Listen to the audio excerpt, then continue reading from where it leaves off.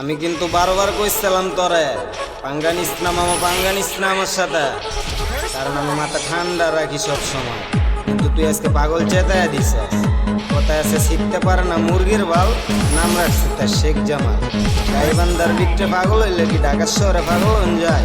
আজকে পাগল কয় প্রকার তোরে আজকে বুঝিয়ে দিবি, ওয়েট কর।